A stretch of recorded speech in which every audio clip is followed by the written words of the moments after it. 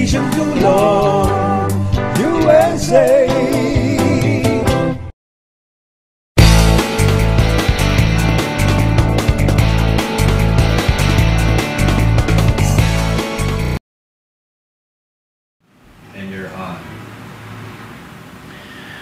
Maraming salamat mga ka-Pilipino at mga ka-OFW. Tayo po ay muling magsasayang papawid bahagi ng ating paglilingkod na pambayan at isang karangalan na ang ating makakaugnay ngayon ay isang pambihirang uri ng hanap buhay dahil ang laging hinahanap ay ang mga sikat na mga artista sa Hollywood.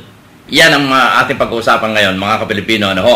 Pero bago yan, nais ko munang alamin at ipaalam sa inyo na we are on the air inside our Facebook.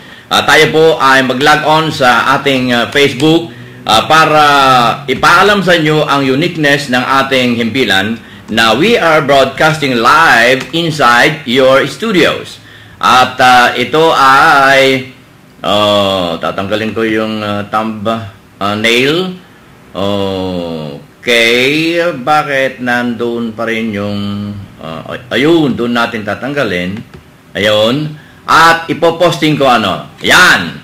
Then we will click dautusa.tv and we are now inside your Facebook broadcasting live on the air. At nakikita ko ngayon yung aking mukha. Ayun. Ho ho ho ho.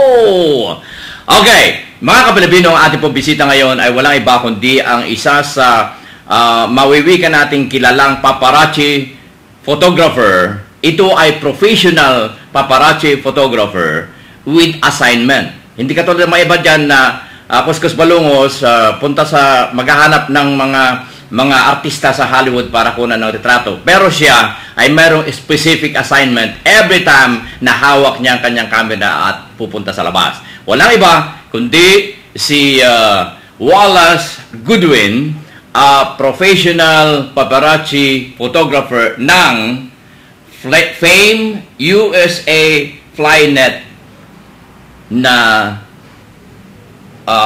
makikita nyo ang kanilang mga product all over doon sa mga sikat na mga magazines. Welcome to our studio, Mr. Goodwin. At batiin mo ang ating mga taga-panood na mga OFWs all over the world at mga Filipinos. Kamusta ba mga kababayan dyan?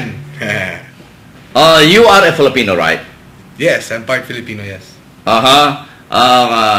Ikaw ay galing sa Pilipinas, then nag-move dito sa Amerika. Yes. Ngayon ay gusto kong alamin kung sa Pilipinas ay bata ka ba nung galing ka roon or bata pa? I see. Tatanungin ko sana kung doon ay photographer ka na. Being a paparazzi photographer, napakahirap ito. Napakahirap na hanap buhay. Ikaw ay photographer, paparazzi photographer ng isang kumpanya. Paano mo napasok ito? Dahil siyempre ang mga paparazzi photographer ay hanap buhay nila, maghanap ng artistang sikat sa Hollywood tapos kukunan tapos ibebenta. Pero sa iyo ay you have your assignment. Paano mo ito napasok, Mr. Goodwin?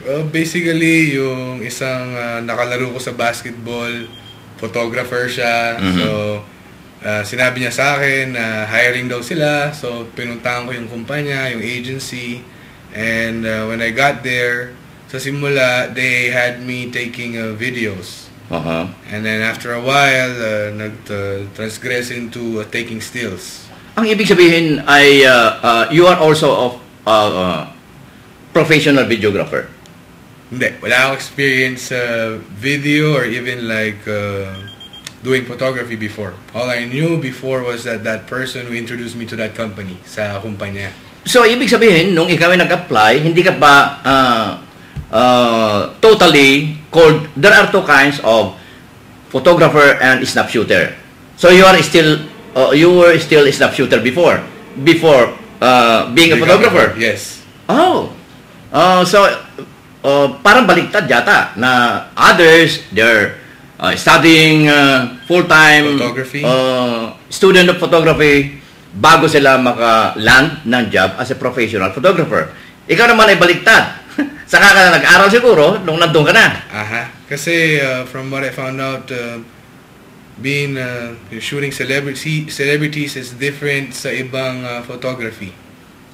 So settings is gonna be different every time na mag-shoot ka ng artista. They're always moving. And it's not even that.